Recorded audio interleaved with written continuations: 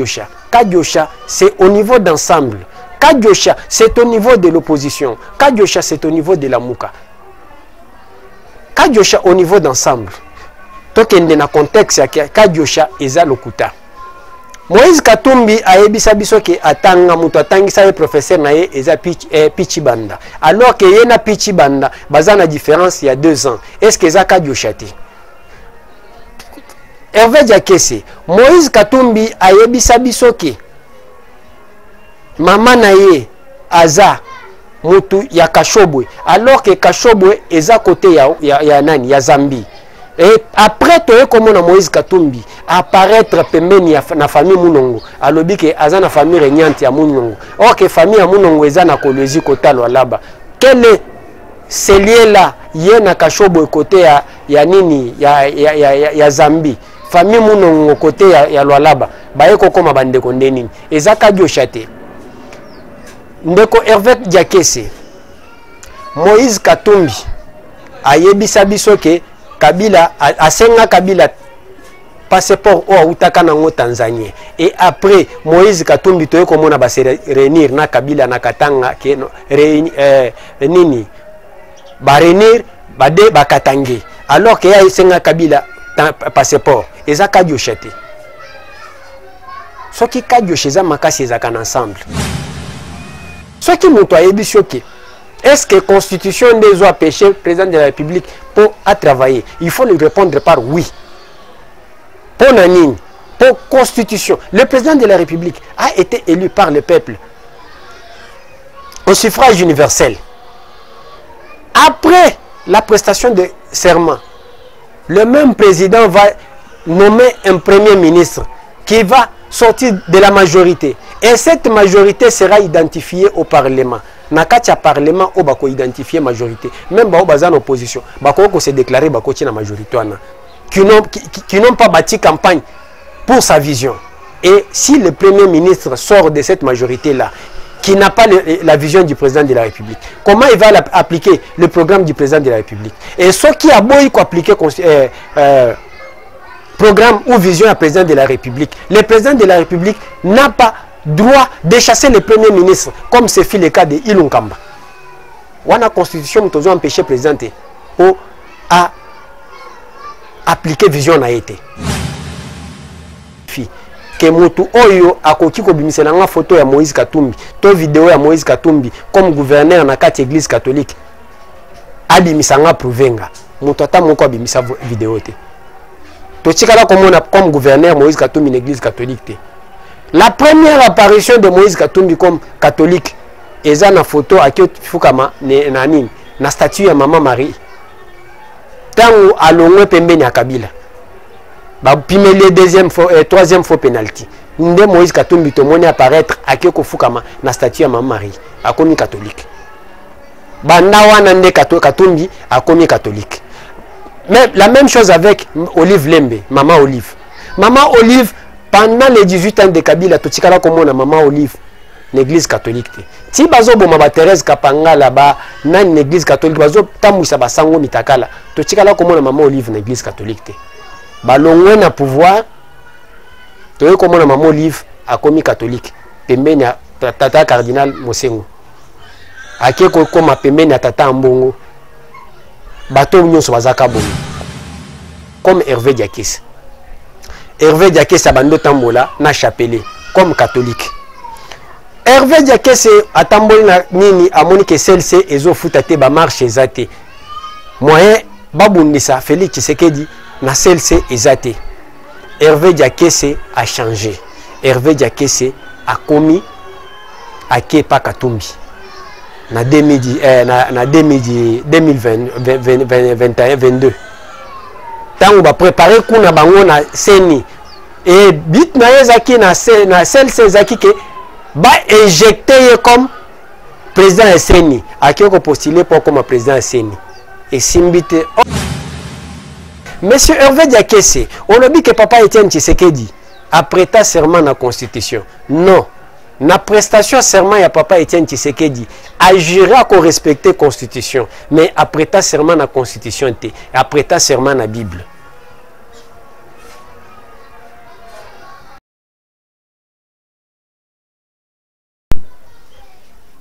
Mbote na bino ba onyoso ba mesana ko landa magazine na biso Café Politique.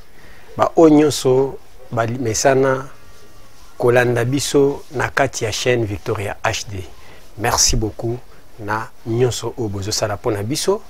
Merci beaucoup na ba encouragement na bino oyo bozo continuer ko pesa biso. Lelo na kati ya magazine na biso toko analyser 4 points.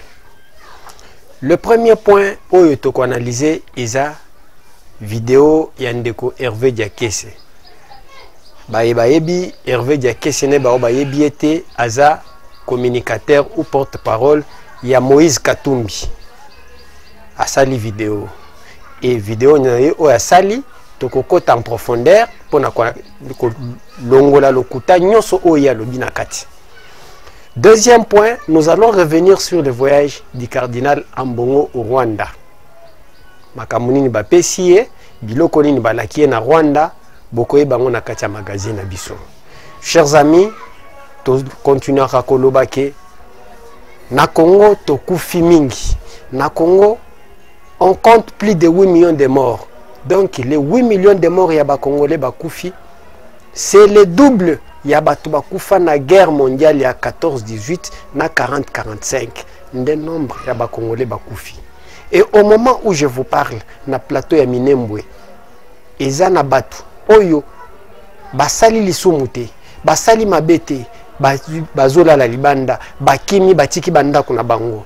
Pona nini? Rien que pona mabele na bango. Biloko nyonso wana œuvre ya moyini ya mboka, œuvre ya mutu oyo alinga Congo te, monsieur Paul Kagame. À cela, même au niveau à Rwanda, ne croyez pas que tous les Rwandais balinga makambu o Paul Kagame asalaka na Congo. Il y a des Rwandais qui sont contre makambu Paul Kagame asalaka na mboka. Et ce sont ces Rwandais là, parfois, à travers ba numéro moko inconnu, batinde la rabiso ba voice, batinde la rabiso ba message.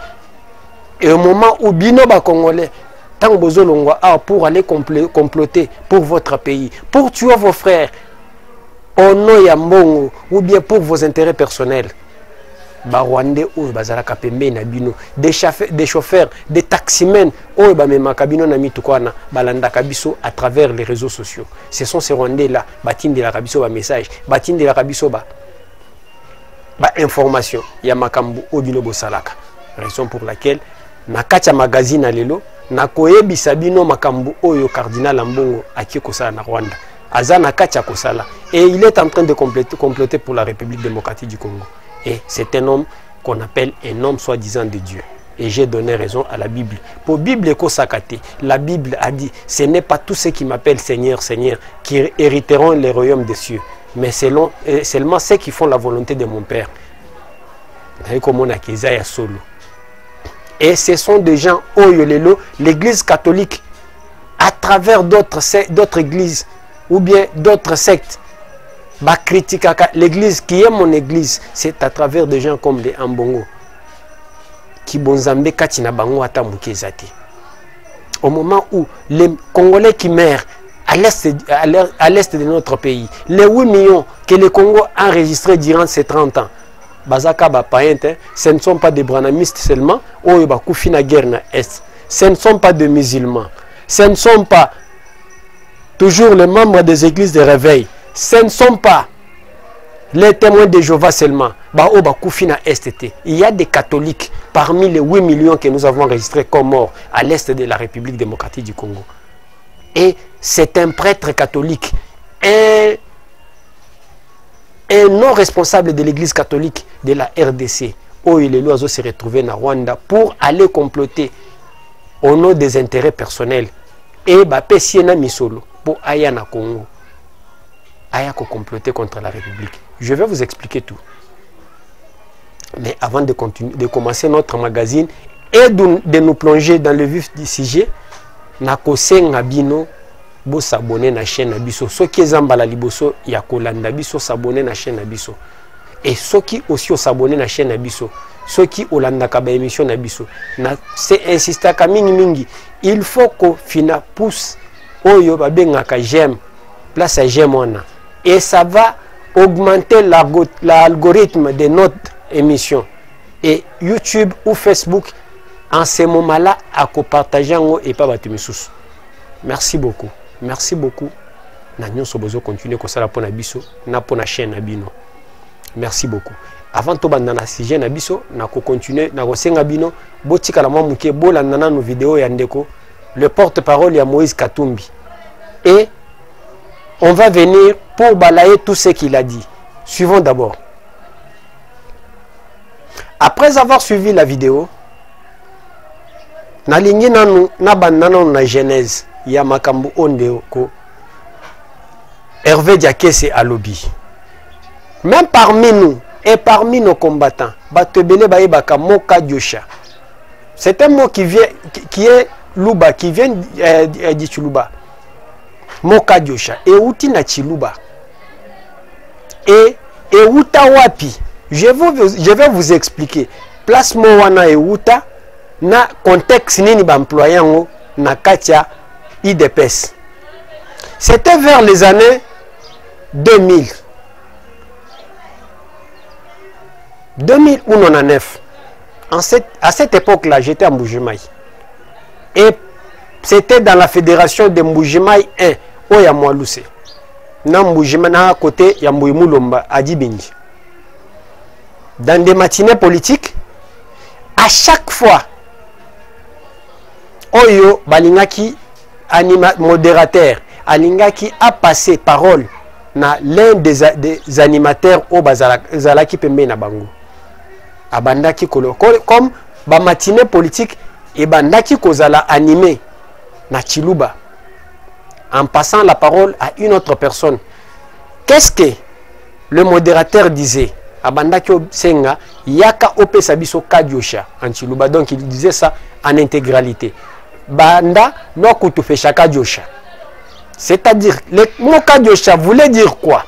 Le mot Kadiosha veut dire intro, flash info, ou soit avant-goût. C'est ça la signification du mot Kadiosha. Alors, ce qui mutu amati, et ça n'a pas de choses qui komata, so amati abando pèse information, à copier ces informations à l'okuta. O eza que non, vous savez qu'à l'UDPS mutu nyoso à l'ukaka information. Et ceux qui mutu appelle ces informations, o eza correcte. On disait que quitta avec votre Kadiosha. C'est-à-dire que c'est là où le mot Kadiosha a été transformé dans l'okuta. Pour des combattants qui montaient pour donner les informations, mais information on a ezaki exacte. Ceux qui bakitisie babandaki olobakita na Kadiosha na yo. Je pense que batunyo so va comprendre place Kadiosha et Uta na fédération ya Mbujima ya UDPS. C'est là où on a pris le mot Kadiosha. Et alors na katia vidéo comme vous l'avez suivi, ndeko Hervé Diakese a lobby que Kadiosha. Et en parlant de Kadiosha, ndeko Hervé Diakese na ebisayo ke so ki tolingi to zoba Kadiosha. Kadiosha c'est au niveau d'ensemble. Kadiosha c'est au niveau de l'opposition. Kadiosha c'est au niveau de la Mouka. Kadiosha au niveau d'ensemble. Tokende na contexte ya Kadiosha eza lokuta. Moïse Katumbi a ebisa biso ke atanga muto atangisa ye professeur na ye eza Pichi Banda. Alors que yena Pichi Banda baza na différence il y a 2 ans. Est-ce que eza Kadiosha te? Hervé Diakese, Moïse Katumbi a ebisa biso ke mama na ye aza mutu ya Kashobwe, alors que Kashobwe eza côté ya nani ya Zambie. Et après toi comme on a Moïse Katumbi apparaître pembeni na famille Munongo, alobi ke aza na famille regnante ya Munongo. Or que famille ya Munongo eza na Kolwezi kotalo laba. Quel est ce lien là yé na Kashobwe côté ya nini ya Zambie. Famille Munongo côté ya Lwalaba. Baye kokoma bandeko ndenini. Eza Kadiosha te. Ndeko Hervé Diakese, Moïse Katumbi ayebisa biso ke Kabila asenga Kabila passeport o autaka nango Tanzanie. Et après Moïse Katumbi toye komona ba se réunir na Kabila na Katanga ke nini ba réunir bade bakatange. Alors que ya esenga Kabila passeport eza Kadiosha te. Soki Kadiosha eza makasi ezaka ensemble. Tozongi na kati ya opposition. Soki bino oyo en 2018. Ensemble, na Martin Fayoulou. Vous nous avez dit que Martin Fayoulou avait remporté les élections avec 62%. Si les lots, Moutoumoko Atikalo Bimisa près vers 62%. Et Zaka Diochete. N'a qu'un niveau opposition. Un de Hervé Diakès. N'a qu'un été pour ne perdre tant de pour ne bandoko tanabilo konyonswana. Mais n'a zozonga siko na kati. Monsieur Hervé Diakès, on a dit que papa Etienne Tshisekedi a prêté serment à la Constitution. Non. Na prestation serment ya papa Etienne Tshisekedi a juré à respecter la Constitution. Mais a prêté serment à la Constitution, a prêté serment à la Bible.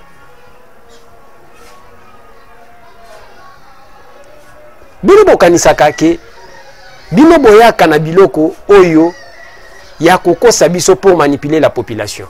Et pourtant ozobenga bato IDPS bato akadiosha. Or que moto akadiosha munene za yo. Yo moto liboso yena akadiosha. Obandi kokosa nanu bato. Et pourtant nous connaissons que nous sommes en plein 21e siècle. Ba vidéo nyonso, ba vidéo d'archives ezali. C'est difficile. Démentir les Congolais, chers Congolais, ceux qui ont la liboso à Kolanda Biso, non c'est s'abonner dans la chaîne Biso. Si ceux qui ont Facebook, commencez à nous suivre sur Facebook. Nakacha Facebook, Tokomika Coco Kingston. Commencez à nous suivre. Oba nozo biloko fraîche. Chers amis. Nazana posaka na vidéo namona kaka 20 j'aime pour na bobazana Facebook. Namona kaka nakacha vidéo namona kaka bandeko oya ngai namona bino bo s'abonner 20 oba ucholanda biso bo s'abonner ka namona kaka 20 ou 50 personnes ba s'abonner o s'abonner nakacha commentaire o komiko mona yo na ebike na émission à lobby na obwa ko libanga na osepela makasi. Wana ndeko Hervé Diakès. Ndeko Hervé Diakès oyo azo apparaître pour nous donner des leçons. Ndeko Hervé Diakès, oyebi ke Moïse Katumbi azaka na confiance na yote. Moïse Katumbi akoki ko préférer ko pesa prince Penge confiance ke yo. Po yo za lokwa Delice Sanga. Ofanda kesika mon côté. Hervé Diakès abandana syndicat Dokolo. Lokwa monaki ke syndicat Dokolo aza mutu mbongo. Hervé Diakès abandi na 2016. Ake pembeni mangu ye wana kimi ake pembeni ya syndicat Dokolo basali les Congolais assis mouvement na bango basali soki mouvement citoyen ouais attends wayoki ke ndeko syndicat Dokolo asali mouvement na ye citoyen les Congolais soki deboule soki les Congolais assis Hervé Diakès ayoki ke syndicat Dokolo za mutu mbongo et en plus aza mu Congo ne Congo Hervé Diakès mangu et pas syndicat Dokolo pour bando succès mbongo ba se retrouver dans mouvement citoyen na bango na ka bango mibale un mouvement citoyen à deux bazaka na ba militanté pour na kotourner Hervé Diakès ko la kisanga ata photo ya mouvement na bino les Congolais debout au bosala na syndicat Dokolo o ko la kisanga à travers la République démocratique du Congo ezaki implanté na province ni et bozala na combien de membres basali les Congolais debout, ceux qui les Congolais assis, baye kotana kati ya opposition. Comme l'opposition est incarnée par l'IDPS. Na 2016, tant que banda qui organisé ba marche que Kabila kende, baye ko poussa na pembeni. Kaka bango mibale. Bake Tokomi presque Nasuka. Après les élections de 2018, l'IDPS remporte. Opposition etikali ya keba.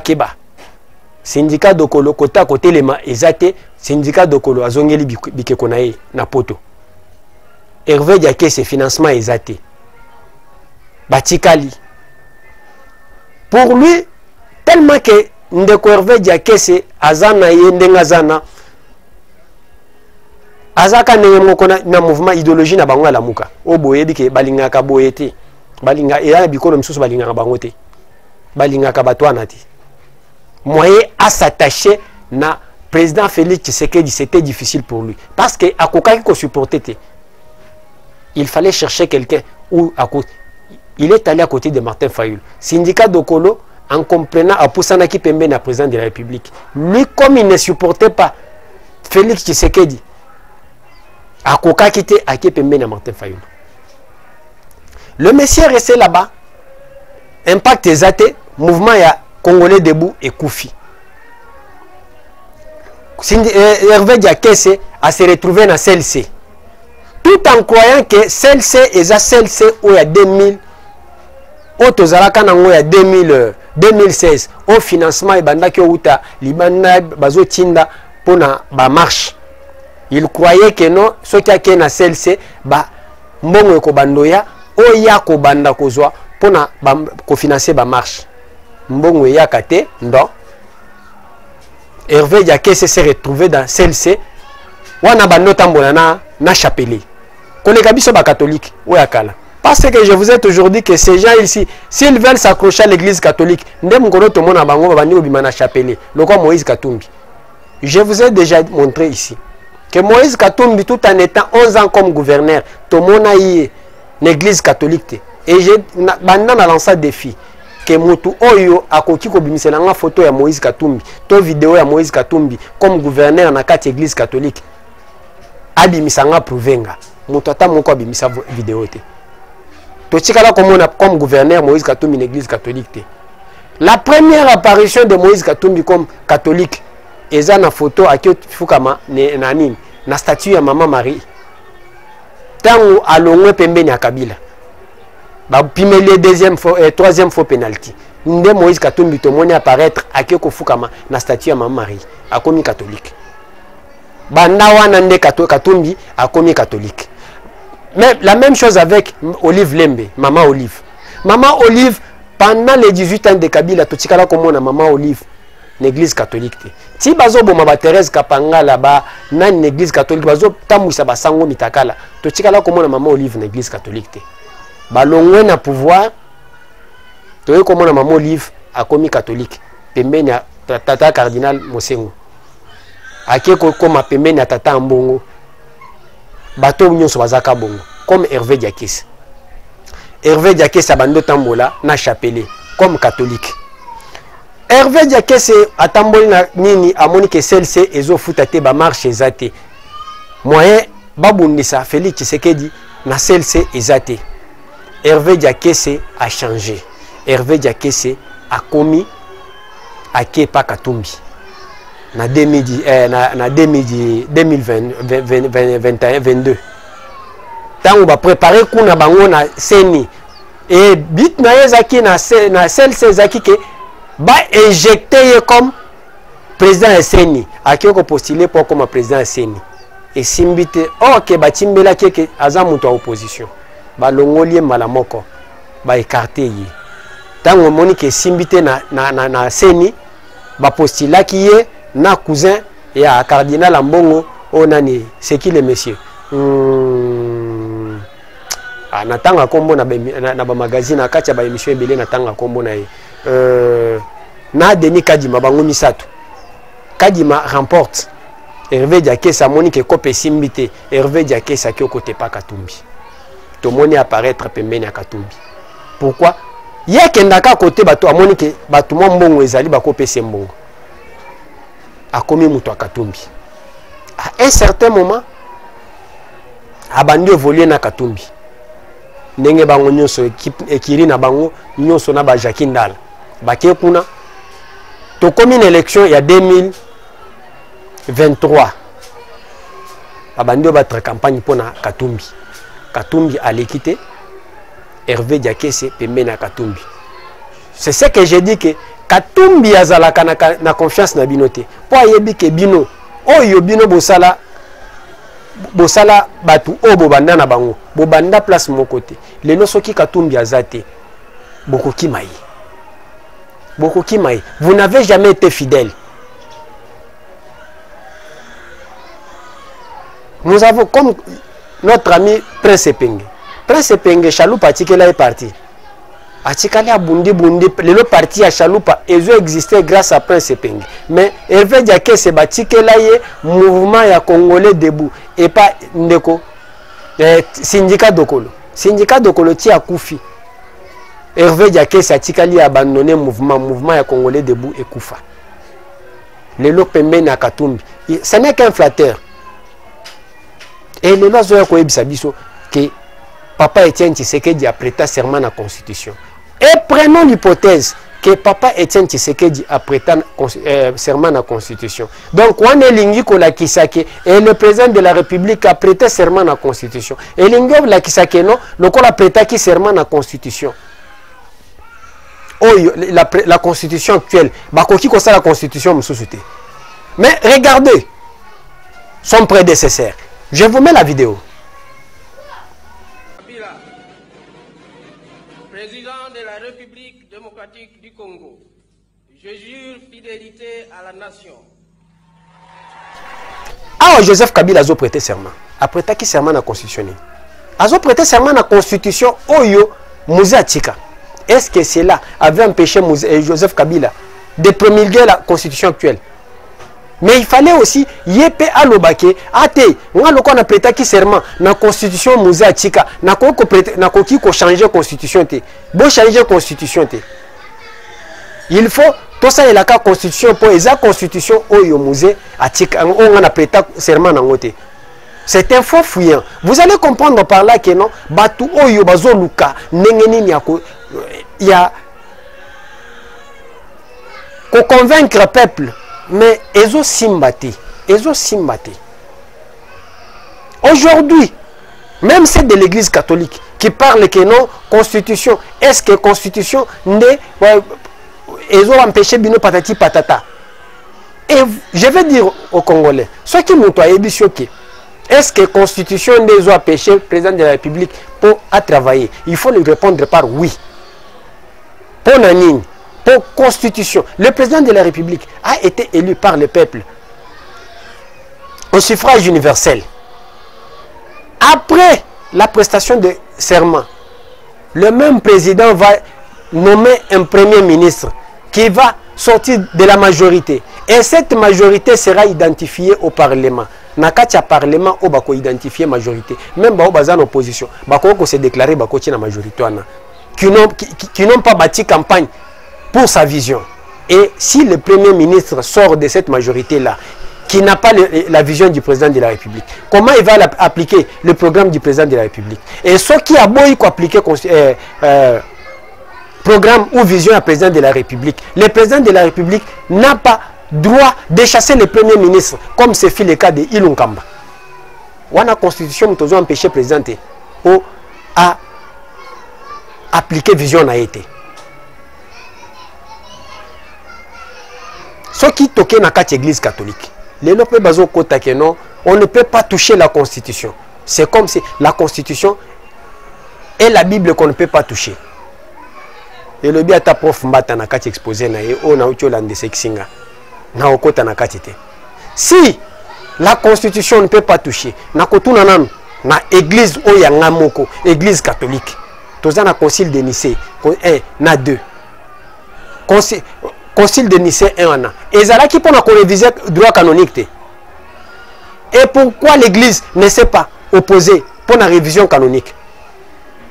Il fallait garder le droit canonique. Mais pourquoi on l'avait révisé?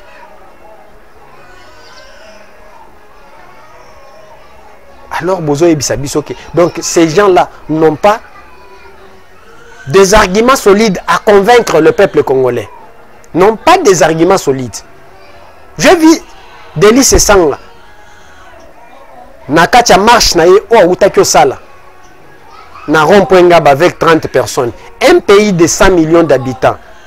Tu as 30 personnes. Tu as 30 personnes.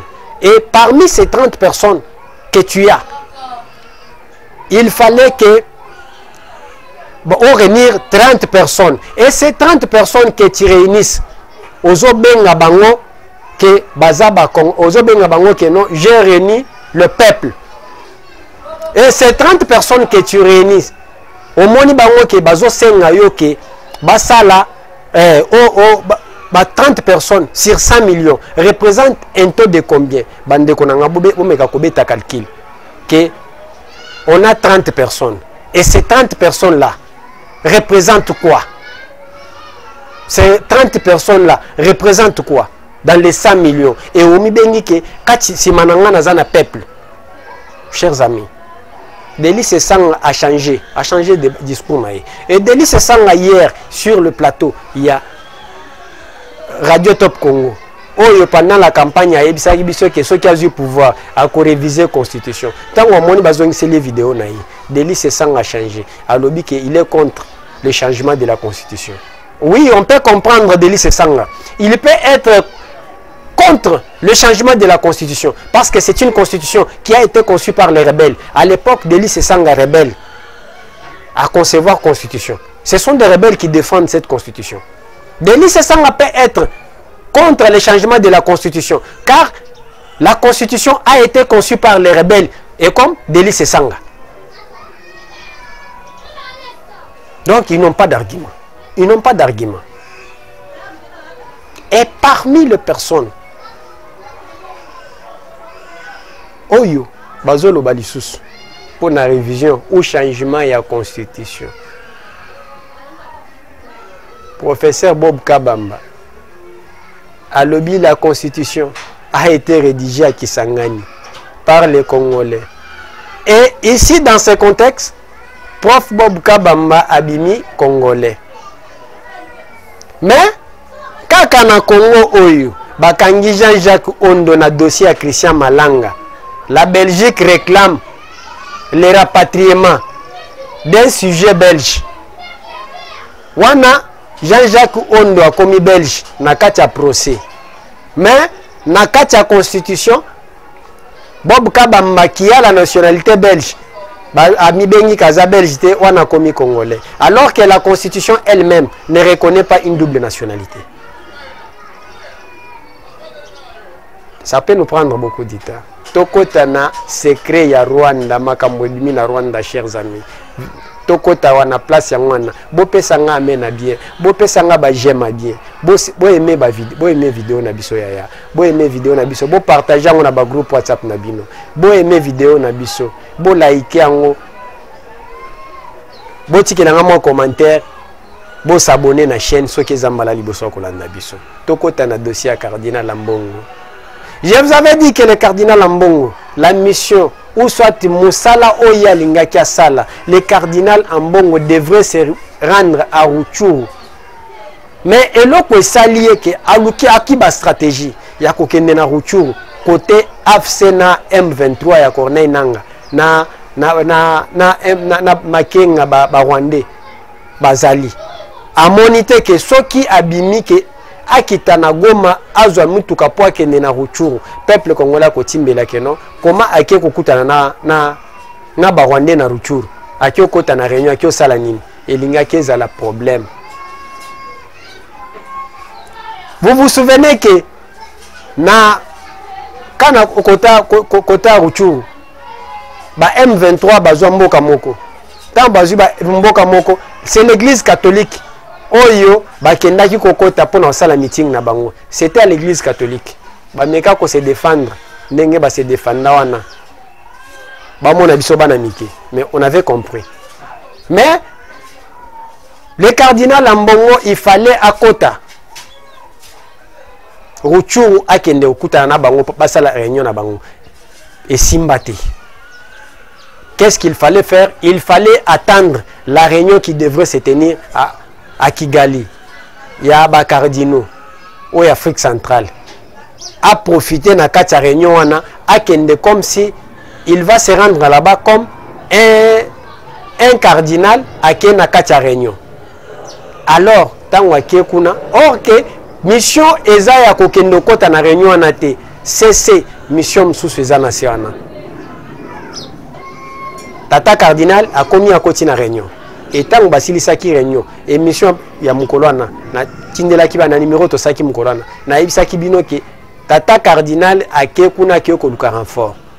Tata cardinal a obtenu les renforts. A vu renfort ya misolo bapesi bango misolo awa bazonga misolo eza ya musala nini comme Paul Kagame azokoka sur le plan de guerre sa vision na expliqué kabino que la vision de Paul Kagame akanisaki soki abandi guerre na M23 comme il avait fait à l'époque des musées à Bandana Afdel en recrutant des Congolais soki aye les Congolais qui sont à l'interne le quoi balimba ki Mobutu bakopesa appui na armée na ye ou c'est supplétif ba village na ba ville ko bando tomber jusqu'à ce qu'ils vont arriver à Kinshasa et prendre le pouvoir ndenge bazwana Afdel et tant bakozwa pouvoir bakozwa tous ces Rwandais là batia bango lisusu na ba institution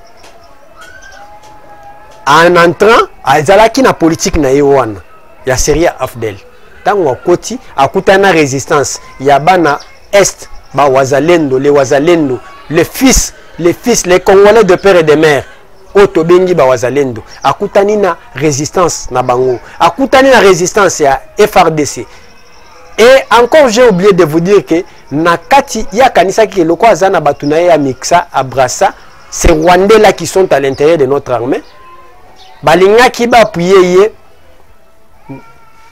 pona oteka mboka koteka avec l'infiltration oya sala balinga ki ba bando pesa nini ba moke bando kweye. Et en comprenant, tout en oubliant que le président de la République avait déjà compris, les autorités militaires de la RDC, avec le général Christian Chiwewe, avec d'autres généraux congolais de père et de mère, bah comprenant qui c'est là. On a commencé à enlever ces généraux-là traîtres. Bah oh bah tikalaki, bah bandi ko longwa ko kima bazo kende mpanzi na bango. Avec le temps, Monique Bitumbezala qui passe pour la cause de la ville. Jour pour jour, 3 ans aujourd'hui. 3 territoires nets. Ce sont des petits villages.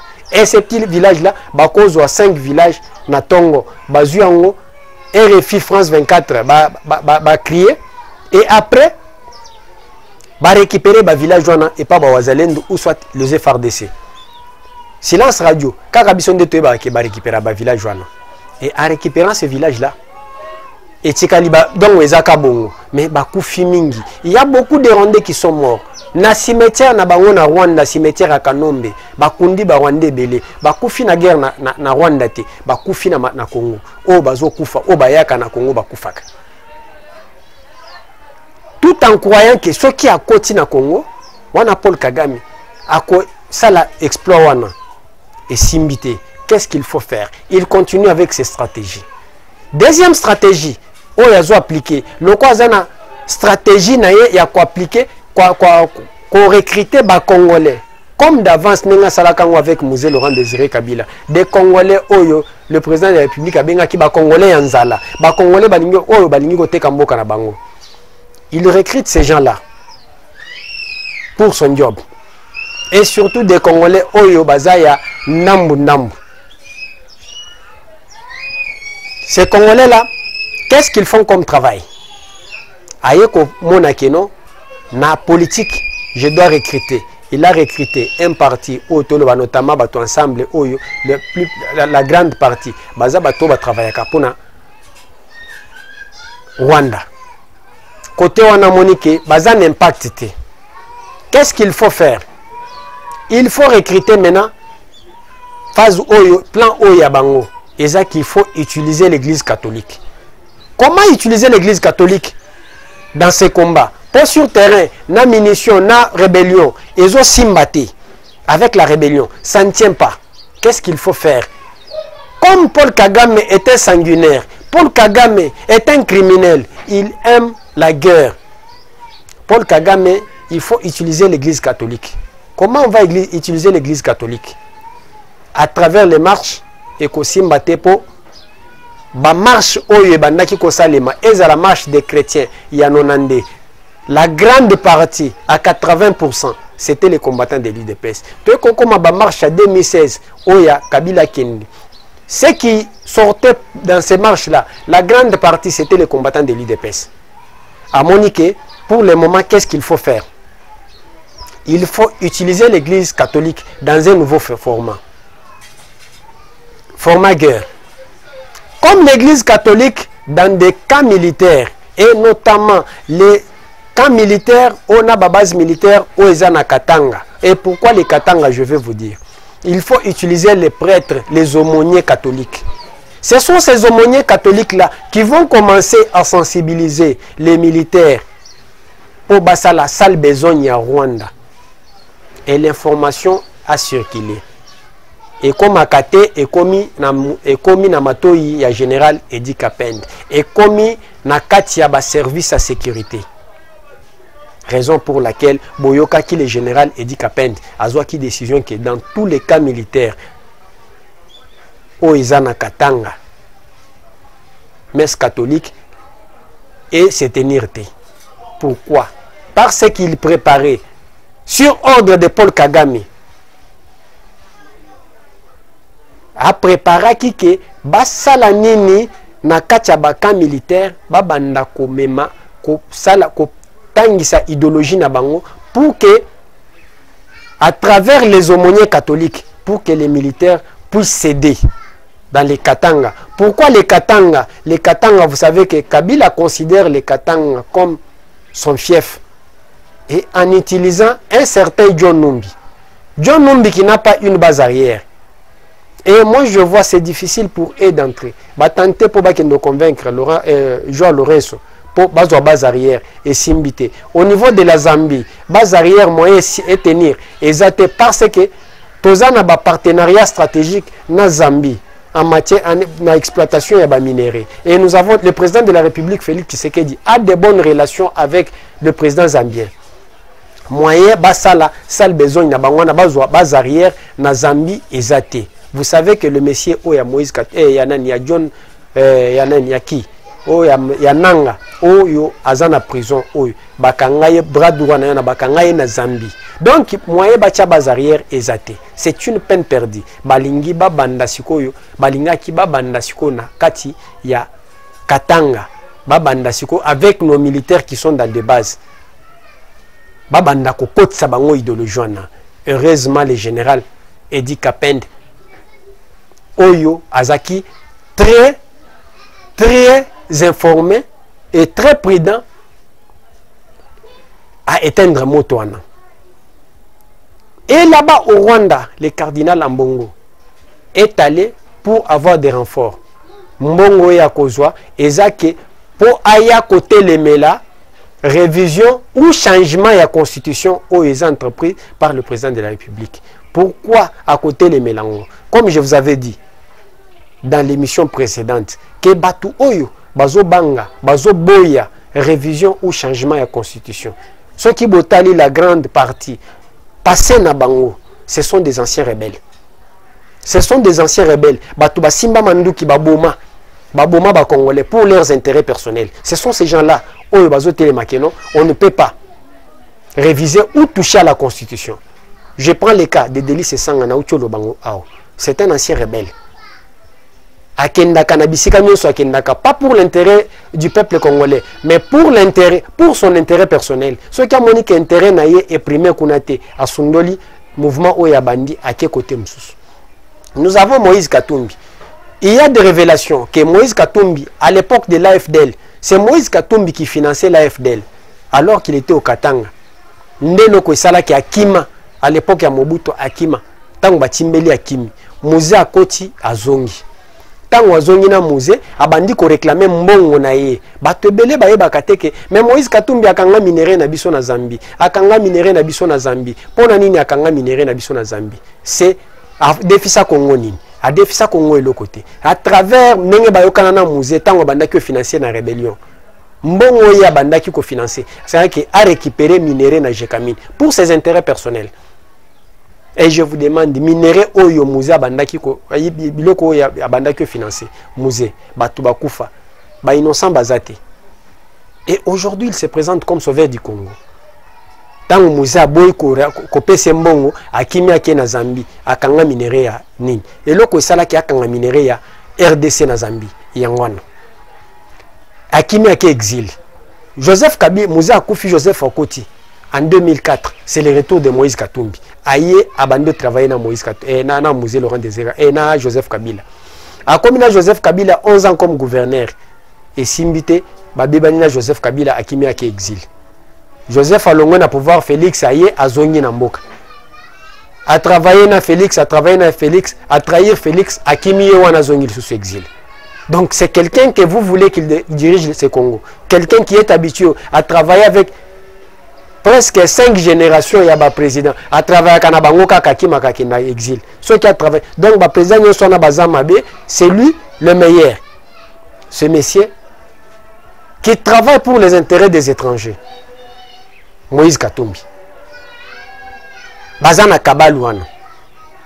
Raison pour laquelle ceux qui va Simbongo, Oyo, Tata Cardinal, appuie au Bakopé Savango na Rwanda, ceux qui va pour la révision constitutionnelle. Bakoya pour babanda, kobanda kofinancer ba marche, kofinancer ba mouvement citoyen. Pour tout ça, ça demande des moyens. Faire des tracts, marcher, payer les avions, na ba transport na bango. Voilà le travail que cet argent doit faire. Pourquoi? Parce que à l'interne, Moïse Katumbi Nengazana, avec l'échec Oyoye Azouan élection en 2018 et 2023, Bandawana Alingako Bimisambongote. Ceux qui botali bangonyo sene wazaki, bazoki bazoki ndeka shobo bazolo belaye, balobela kaeli susute. Pour abimisa kali susumbongote. Raison pour laquelle moyen à kende kosenga Moïse Katumbi Mbongo ezate. Akimi ake Rwanda pour Paul Kagame apesa ye mbongo ya koya ko banda marche. Et tango koya ko banda marche mbongo ekoya eza mbongo oyo ko uta Rwanda. Est-ce que yo peuple congolais yo kolinga ke mbongo ya makila et cet argent là c'est l'argent dénominé pillé par Paul Kagame à l'est. C'est l'argent des minéraux où on tue des Congolais à l'est. Makilé Otanga, l'argent de 8 millions de morts, l'argent des cassitérites, Oyabatu Bakoufi. Ndembongo yo, Makila Bakiozo, Mbongo Bakiozo. Et pour venir ici. Et aujourd'hui, je sais que le peuple congolais n'est pas personne, j'ai dit personne, ne peut se laisser manipuler, n'énerver Diaki, c'est tout, le Koutanaï. Personne ne peut se laisser intimider aujourd'hui. Pourquoi? On continue, on répéter en Olissus. Et le peuple congolais a déjà compris. Cette église catholique et ces prêtres ici, en 2016, le peuple congolais a compris dans le qui a une émission ce soir. En 2016, Tobima na balabal.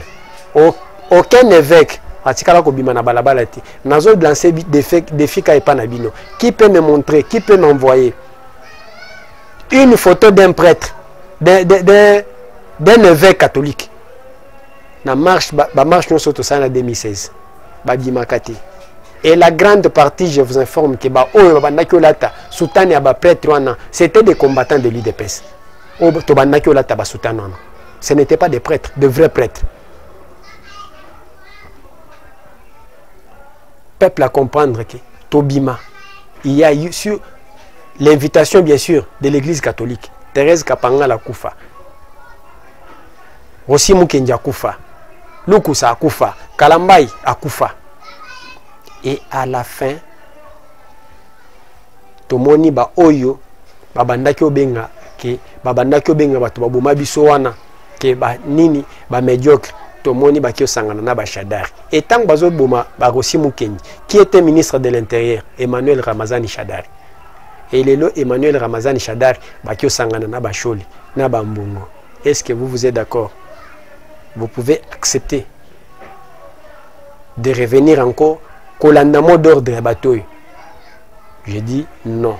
Et ce qui est zake kobima na balabala babandana ebele kati na bango na babota bana babanda obenga bana na bango babima na balabala babanda marche so itomoni bana na bango na batata mwasi na bana bandeko na bango na banankasi babimi na balabala ke banoyo bana banankasi ya ambongo banankasi ya chole et banoyo bana delice sanga bango na marche tokondima. On a marché, hein? On a marché. Tant que tu as marché, tu as bana Comme moi je vous parle. Na risque vite trop. Na masasi. Totikalo mona bana ba politicien te. Hein? Mais s'il y a partage des gâteaux, c'est leurs enfants qui sortent. Ah, on a Lemba, na marche à 2016. On a tué Hussein Ngandou, un membre de l'INC.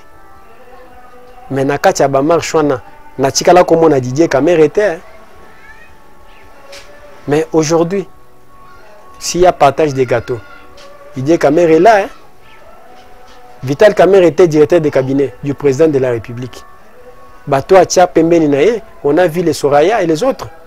Mais famille à Hussein Ngandou va bénéficier. Va bénéficier. Les Losikoy, ils vont venir pour nous dire que Tobi Mana Balabala. Ceux qui vont venir vous dire que Bobi Mana Balabala, Bobi Bisabango, que Bazoba Nabango, Babi Misabango na Balabala. Ciao, Tokutani Lobby. Merci beaucoup et à la prochaine.